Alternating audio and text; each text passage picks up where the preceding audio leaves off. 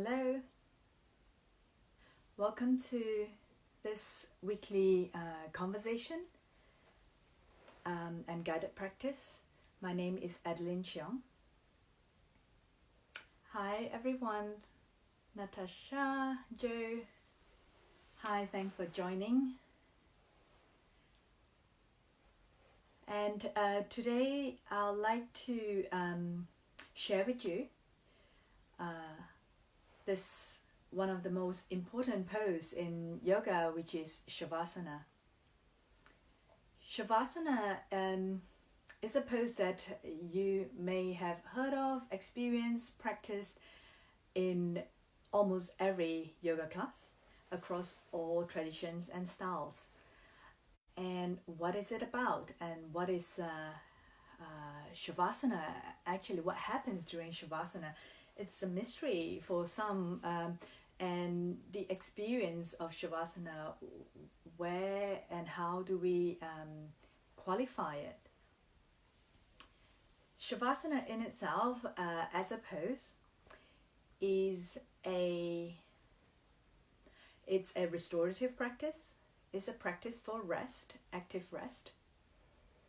Shavasana is a neutral position to me, in my experience, where my mind, my emotions, and physical sensation of the body is pretty much neutral, with minimal to no stimulation or activation, disturbances. And hopefully we'll get to have a chance in a moment to set up and experience it and do a group Shavasana. So those who has just joined us, hi Jenny, Joy, Ali, Sarah, hello, welcome. So I was saying that Shavasana is a neutral position where the head and heart are at the same level for also a physiological experience and setting up of the position. Where the head and heart are at the same level, it allows for a very neutral pressure in terms of internal physiological pressure within the body. So it's a position that we are not moving into extension or flexion. It's pretty much in a neutral where the head, heart, belly are at the same level in whichever variation of setup. And there are many variations of Shavasana. There will always be one that is appropriate for that moment, for that person. So do explore. In fact, if you have probably attended the level 1 restorative training with me or Judith or Lizzie, that you probably have learned at least 6, if you have done the training with me, you probably have done 7 variations of Shavasana, where we explore various different application, benefits, when and why do I choose each variation for therapeutic reasons and appropriateness for the student. But today I'll offer a few options, at least 2 variations of the Shavasana, so that we can have a comfortable setup for each person. But if the position doesn't work for you, feel free to change it. Feel free to make yourself comfortable, because comfort is one of the most important things in resting in restorative practices.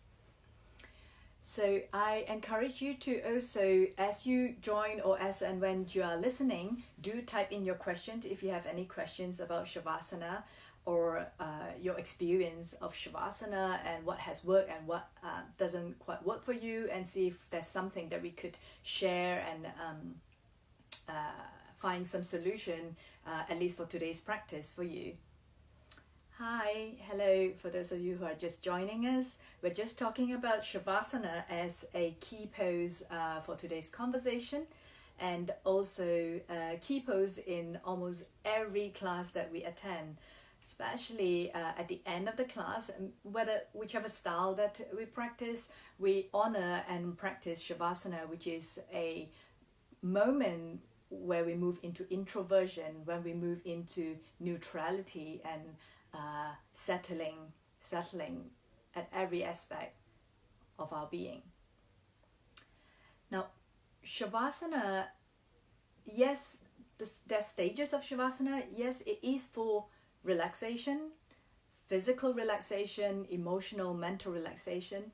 My teacher often say that it's an act of self-empathy, that this in itself is expressing empathy for ourselves, and it's a declaration of the moment where we needed rest, and acknowledging we need rest in that moment, that humility to acknowledge that we needed it in that moment. Hi, welcome to this, I've just joined us. Hi Chris, hi Maggie, Tracy, Jeanette, yeah, Mila. So I was just talking about Shavasana as self-empathy. It's also a moment where we move into deep meditative state. And I like to see it as a neutral place where it almost prepare me for meditation, for pranayama practice. Because in that state, I'm probably well rested, and when rest is saturated, it's more likely that I can be attentive and present for my meditation, and be conscious of my choosing, of my intention in each moment. Yeah. Hi Nadine. Welcome to those of you who are just joining us. We're just about, maybe in a couple of minutes more, just a few more people joining us, and then we'll do a group Shavasana practice. I'll be practicing it with you, I'll be lying down with you, but before that I'll demonstrate the setup of the pose, or some options, variations for how we can support the lower half of the body for specific reasons, maybe to release the lower back, to soften and nourish the belly organs. And I will probably play a very soft tone in the background, just so that you know that I'm still here, that you're still online, on live. But I'll be in the pose with you, silent and quiet. And when the time's up, when I'll time the pose, Shavasana is a pose that we would like to stay for 15 to 20 minutes. I'll time the pose and ring the singing bowl to bring you back into the room. Hi, Regina, hi. For those of you who are just joining us, I was just saying that we will be practicing Shavasana in a moment together. So if at the moment you have any questions about Shavasana, you can type it in the comment box so that we can discuss and talk about it. Otherwise, I'd like to also bring your attention to maybe considering why do we practice Shavasana, or probably when do we practice Shavasana. Some would say at the end of your active movement practice, and some tradition and practices actually include Shavasana in between each of their poses. So they'll practice one pose and then lie down for Shavasana, practice one pose and then lie down in neutral Shavasana, restful position, for consolidation, for integration of the experience, mentally and emotionally, energetically. So I, in my experience all these years, that Shavasana can really be practiced independently on its own. Hi Sarah, hi Jenny J, welcome. It can be practiced independently on its own as a complete practice. So literally my usually mid-afternoon practice, I'll simply set myself up in Shavasana, lie down for 20 minutes. I mean, all in, including setup, including coming back around, 30 minutes. And that will complete my practice, for at least for my mid-afternoon practice.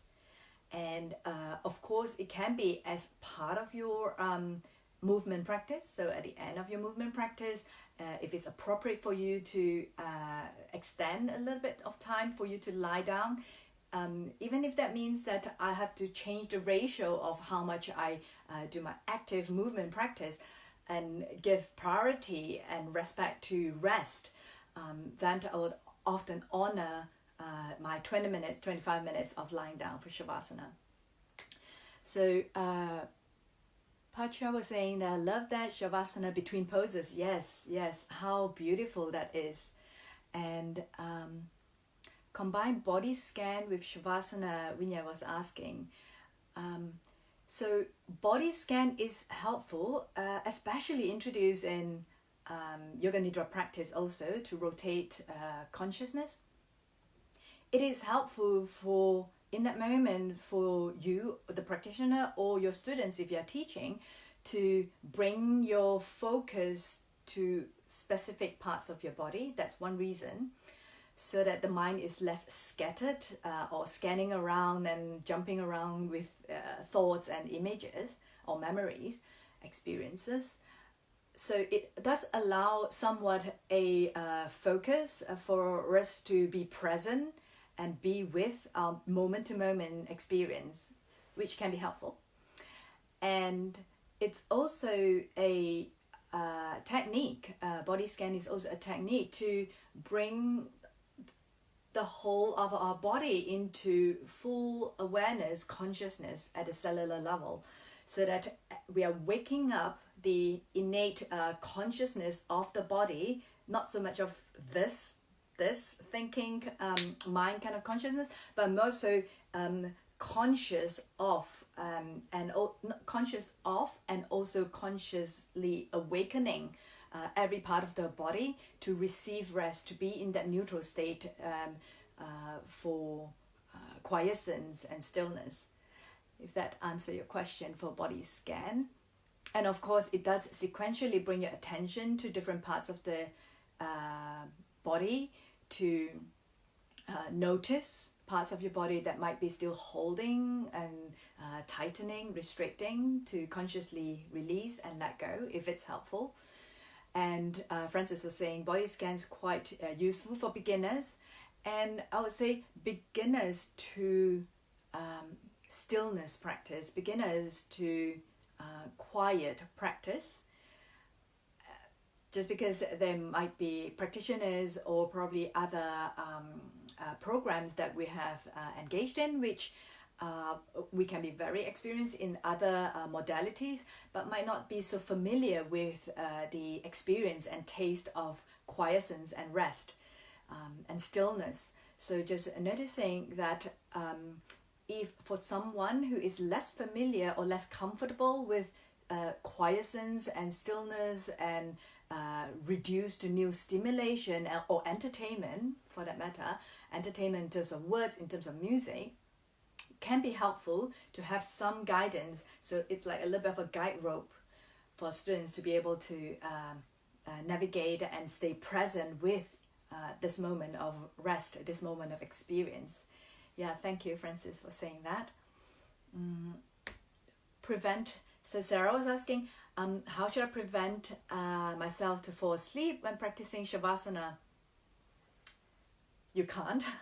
You can't prevent yourself from falling asleep. If the body needs to sleep, it will immediately suck and draw you into sleeping. Just because when we begin to relax, when the body begins to let go and relax, tension starts to melt and release, that we are going down the same path of physiologically relaxing, heart rate slowing down, breathing rate slowing down, change in blood pressure, muscular tone relaxing.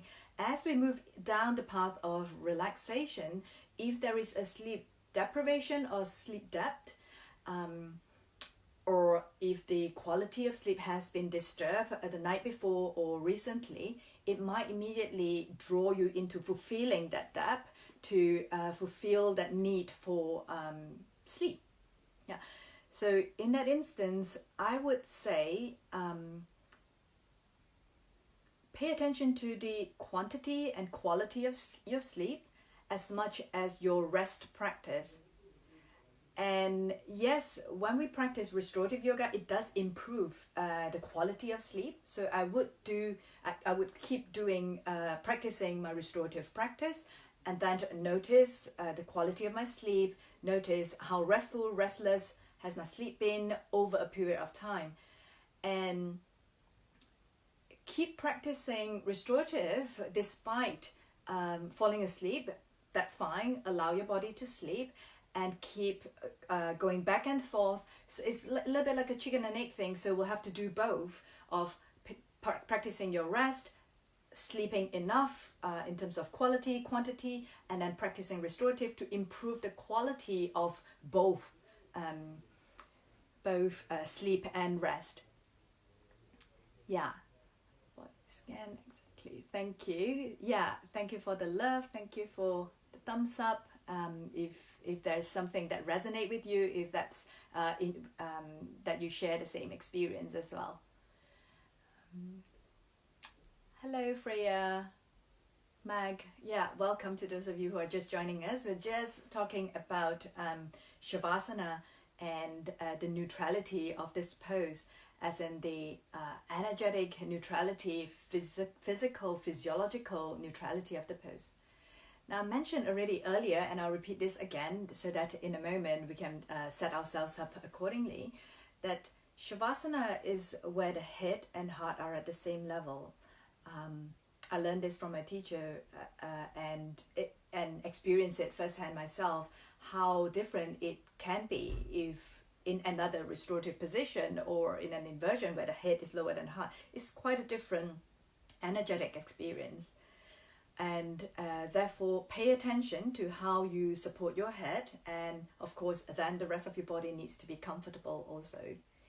I'll show you in a moment how to support the head, and this is a really delicious bowl, like it's like Cradle, a bowl for the head, where it offers a gentle pressure around the skull, which is really soothing and quieting for the nervous system. One thing I often speak about in my training with teachers also about restorative yoga is that when we practice rest, when we practice restorative yoga, we are allowing the props to do the talking. The props is really the language of restorative yoga. So get comfortable if you need an extra blanket, an extra pillow, or grab that extra jumper if you need to keep warm. Get comfortable. So if you haven't already, I did suggest in my post earlier to get ready maybe a couple of pillows if you have them lying around on your couch and all, but definitely have 2 or 3 blankets. If you have a yoga bolster, it would be really handy. Otherwise we can improvise that with instead of a bolster with 2 pillows. Yeah, so you can grab 2 pillows close by, and an eye cover, something to block the light. Okay? Or you can use, of course, a scarf or a jumper or something to block the light and cover your eyes also. So if there's any other question, otherwise I'm really looking forward for this group community Shavasana. And yeah, hello. Welcome for those of you who are just joining us. You're just in the right moment because we're just about going into Shavasana now. So I'm gonna set up and demonstrate the support of the body and the head. So pay close attention, just watch for now, and then I'll guide you through step by step how to set up. I'll verbally guide you through. So for now, just pay attention for a few specific points so that you also know what exactly props that you may need to support or improvise to support the body. But definitely a couple of blankets if you can spare, or towel, bath towel, beach towel, that can be helpful for also covering up, especially if you're feeling a bit warm. I don't know what's the temperature like where you are right now, but it's kind of like warm and cold at the same time. It depends whether you're under the sun or not. How to convince some people that Shavasana is good for them? The thing is, my job, and I'm hoping that resonate with a lot of you who teach, my job is not necessarily to convince people, but simply practice and offer this version of well-practiced Shavasana to my student, to people. And often this is really what the student might aspire to or would like to have more in their life, and that really is the best motivation or inspiration for them to want more. Unless that person, unless your student or the other people that you are referring to has this craving, has this hunger and thirst for rest, for or even curiosity of how does it happen in your practice, what's happening in your practice, what's Shavasana like, how curious they are, until they are really motivated and have that intention to want it themselves, then it's we need very little convincing in that moment. 1 minute. Yeah, I feel we open a door to an experience. Yes, that too. Yeah. So in terms of convincing, what I could say is keep practicing yourself so that you can show the best version to yourself, best version of yourself to yourself and to people around you. That's my number one rule, if anything. And if anything, if you'd like to share this in terms of knowledge, in terms of to share what Shavasana is about, get them to listen to this conversation, which is recorded and available on Facebook, so that they could understand a little bit more about Shavasana and its importance. One of the things my teacher often say, when someone say that they don't like Shavasana, that they don't enjoy Shavasana, is often that they have not really experienced and tasted Shavasana. No one would reject and push away that delicious and nourishing experience, which is innate in our human experience and nature. I find that a lot of people will prefer to sit in easy pose at the end instead of Shavasana. Well, yes, depends on their reason, intention, what they want to, what's motivating them to choose that over lying down. Maybe they'll need to drive home right after class, and they need to operate heavy vehicles, and they want to make sure that they are alert and aware and all, and not to be too drowsy.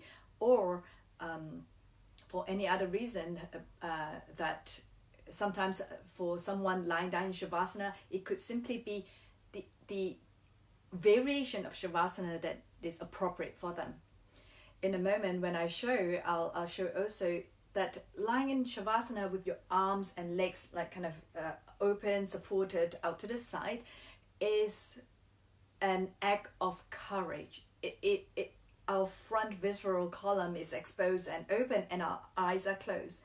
And in that moment, it takes courage to actually be there and allow and observe what's happening to the body and meet our inner experience, which some people are in that moment ready or not. And there are options that we can have a more settling, grounded and quiet and more secure position of supporting ourselves in Shavasana, and maybe a little bit more flexion in major joints of, for example, the hip joint, shoulder joint, elbow joints, in order to feel a little bit more inwardness, to have a sense of security, emotional security, in order to lie down to relax. So yeah, explore different variations of Shavasana. That could be helpful. Yeah, thank you, Catherine. Heavy blankets help rest at this time. Yes, Francis was saying that using heavier blankets, which might help for some of you.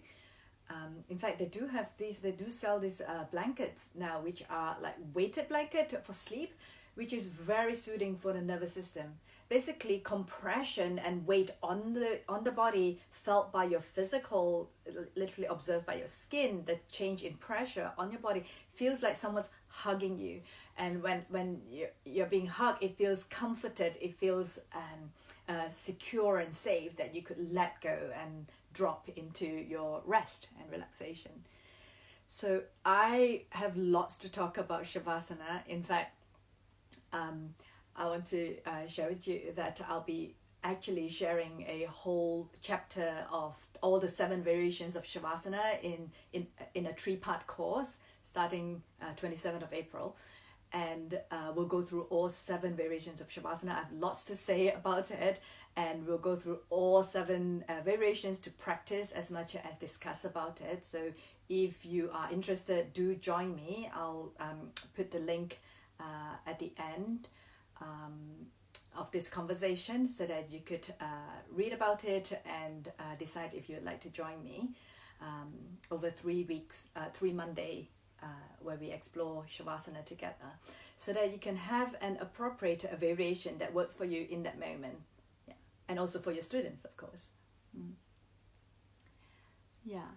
And okay, so I would like to go into demonstration and practice. I really don't want to shortchange you or shortchange myself for rest and quiescence. So let's go. Yeah. So just take a quick look at the setup, and then I'll talk you through. So I have 3 blankets here, 1 bolster, eye pillow, and like 2 pillow cushion, like 2 pillow and cushion here. I'll show a few options so that you can play around with what you have at home at the moment. So firstly, I would like one of the blanket opened up, or one of your big towel or blanket opened up. It needs to be a little bit thickly folded, and I'm gonna have it open up so that it's a little bit wider than my body. It's probably about like double the size width of my body, because this is gonna in a moment cradle the sides and edges of my body. And it needs to be longer to fit my head to my buttocks, because like I said, this is gonna be a body bowl, so it's gonna create a deep sunken shape to support and cradle the body. The second blanket from this size on the short side, you're gonna halve it, but not all the way. Leave about 2 inches sticking out. So this 2 inches here that sticks out is gonna be supporting behind your shoulders here, and there's a thick. This part here supports your neck and head. So shoulder here, neck and head, and this goes on top of your body blanket. And I actually have a close-up professionally shot video of this headset setup, and I explained in that video also why we do the head setup. There are some reasons why we do the head setup that way, which I'll share the link also with you at the end. It's on YouTube, so you can repeat and watch it again and share it with your students also. So a few options for your legs. One is to have a bolster supporting the back of your knees, like so.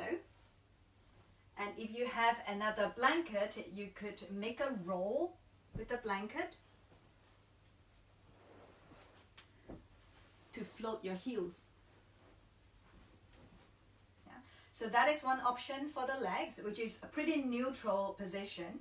If this is not available, you can also put your legs on a sofa or couch. Yeah, just be mindful that the couch or sofa is not too high that your thigh becomes more like a vertical. We want it to be more at a angle, a slant, if you're using a couch that you're putting your legs on, in which case you don't need this too. But instead of the bolster, if you haven't got a bolster handy right now, you can bring 2 pillows. Ideally, they are quite firm pillow, where you can just put the back of your knee like so, supporting the back of your knee like so with 2 pillows. Okay. So for now, I'm actually using these extra cushion here to support my hands later, and of course have another layer to cover up for warmth. Make sure my eye pillow is close by. So the first thing when I lie down is to check that my hips are level, that I'm not lopsided. Widen across my back, straighten up my neck and head. So you can see that my shoulder is already on the 2 inches that comes way down here, right? And the other piece come right down, touching the top bit of my shoulder, the whole of my neck. So that's 1, this is 2, and this is 3. 1 layer at a time. I'm going to tuck myself under to create that bowl I was talking about.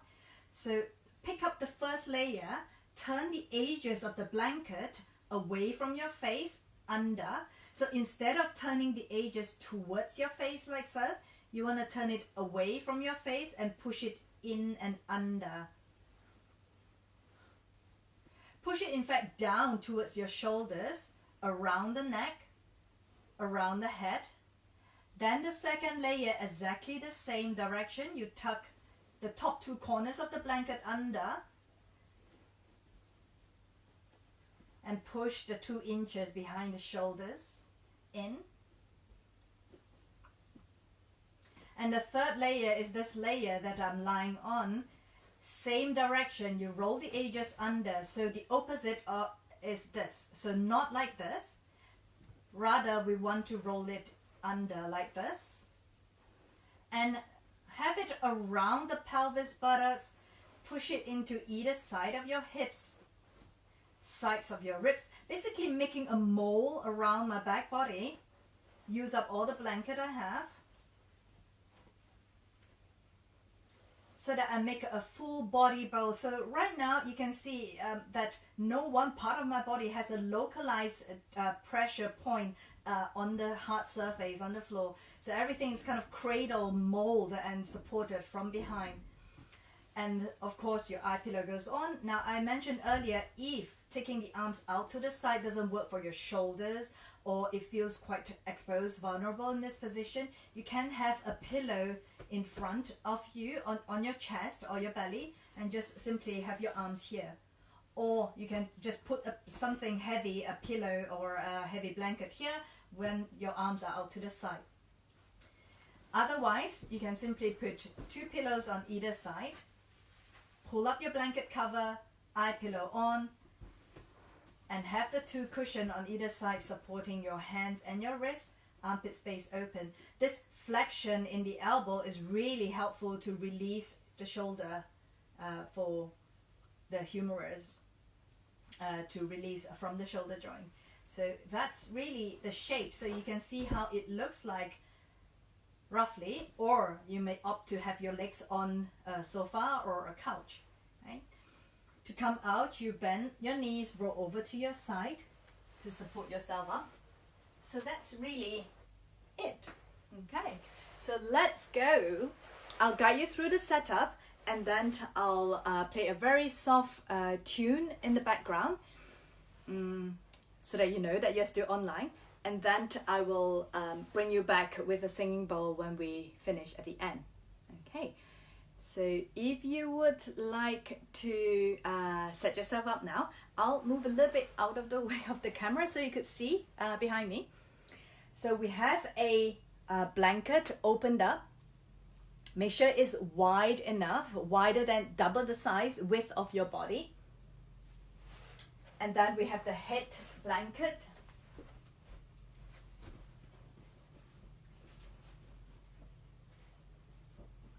So the head blanket I was demonstrating earlier, from here on the short side, you just halve it, but not all the way, leave about 2 inches sticking out. Okay. And then decide where would you like to, how you would like to support your legs, whether on bolster, on 2 pillows, on a couch or chair. As long as if you're putting your legs on the chair, just make sure the thigh angle is observed. And make sure you have something to cover the eyes and block out the light. It's bright and sunny out there. So set yourself up if you haven't already. The 2 pillow actually looks super comfortable and maybe a good option for some people. Yes, definitely, Catherine. Let me see. Yeah, for leg variation for elderly or anyone, it's really comfortable to actually have 2 separate pieces also at the back of the knees, so you can vary the angle of your legs. Okay, hi, welcome those of you who are just joining us. Hello Sarah, love you. Hi Mike. So we are just settling into lying down now. If your device is close by, just give me a thumbs up so that I know that you are ready to go. And yeah, hi Lorraine. Let's see, okay. Are we ready? Yes, Susie? Yeah, you can modify that, Kathy. Okay. Yeah, so as long as you can still hear me, at least for the first few minutes, and eventually you might kind of zone me out in the background. Ready, Sarah say, of course, you live for Savasana. Okay. So just adjusting your position so that you are comfortably supported on either side, left and right. If you need to make a small adjustment, tweak to support your neck, head, so that the chin is slightly pointing towards your heart rather than pointing towards upwards. Yeah. So we want the throat to be soft and relaxed.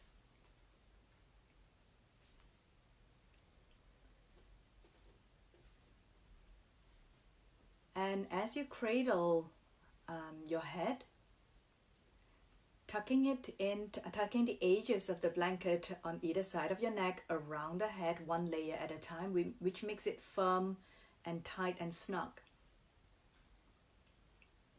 so that the compression against the body, against the head, is sustained throughout the time that we're staying in the pose. The legs are comfortably apart, making space so that the belly is soft. Especially if lower back is a little tense or tight, I definitely enjoy the variation. I would suggest the variation with legs elevated a little higher on a sofa or a chair. Decide where you would like to position your arms. Once you cover your eyes, arrange your arms, whether it's on your body or out to the side. Make space between the armpits with slight flexion in your elbows. And if you're using the eye pillow, make sure the weight is mostly on your forehead and around the eyes, not directly at the back of the eyelids, and even across left and right.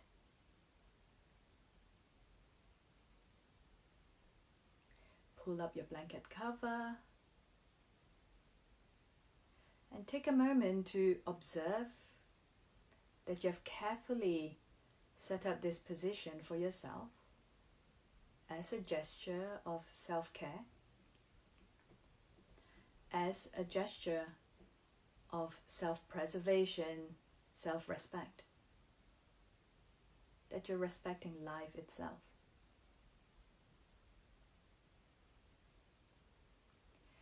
Know that this is something that only you yourself can offer yourself. No one else can do this for you.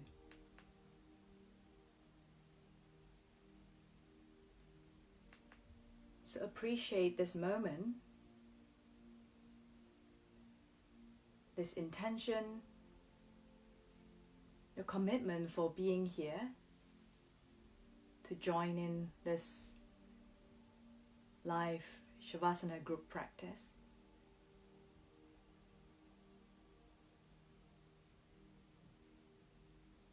It is not about being perfect in the pose. It's really about receiving and nourishing this person on the mat right now.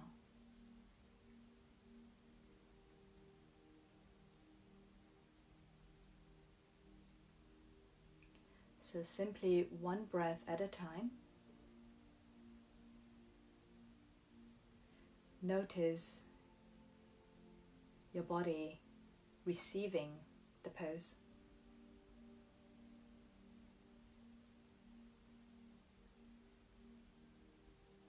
Observing layers of your body letting go.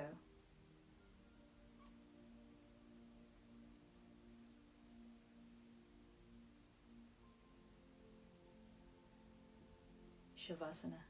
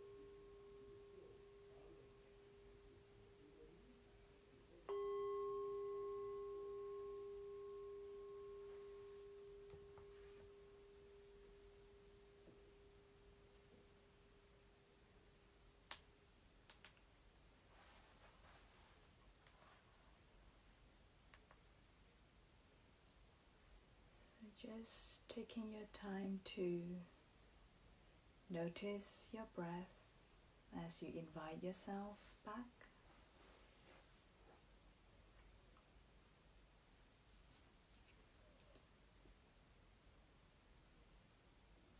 Sensing and feeling into your bones and muscles as you gently move.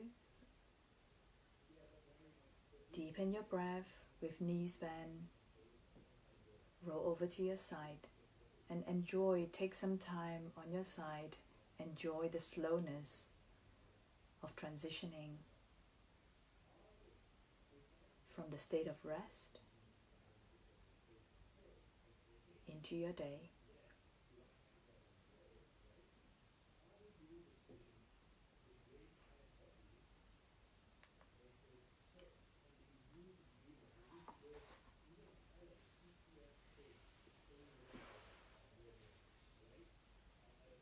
So welcome back into the space, into the room. That was simply delicious. That was simply delicious. Yeah. How are you?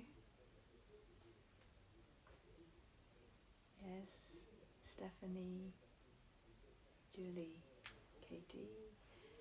How are you coming back into the room? Thank you, yes, thank you. Oh, thank you, yeah. Yeah, so this video is available on Facebook Live where you can replay and watch the setup again, practice it. And as I've mentioned earlier, I'll add the link at the bottom for the head support and the Magic of Savasana 3-part online course. I hope some of you will join me to explore various application of Savasana. Is just a topic that I'm passionate about to share with you. There's just so much I want to say about Savasana. Refreshed, peaceful, thank you. Namaste, thank you everyone. Thank you, Katie, Joy. Yes, thank you. Thank you for joining me today. Next week, I'll be talking about scoliosis. So those of you who are interested in practicing or teaching, potentially also integrating someone with scoliosis condition in a class, please join me next Tuesday, same time, and we'll have a conversation about how to approach and practice live with scoliosis. Enjoy the rest of your evening, rest of your day, rest of your week, and bye for now. Namaste, thank you.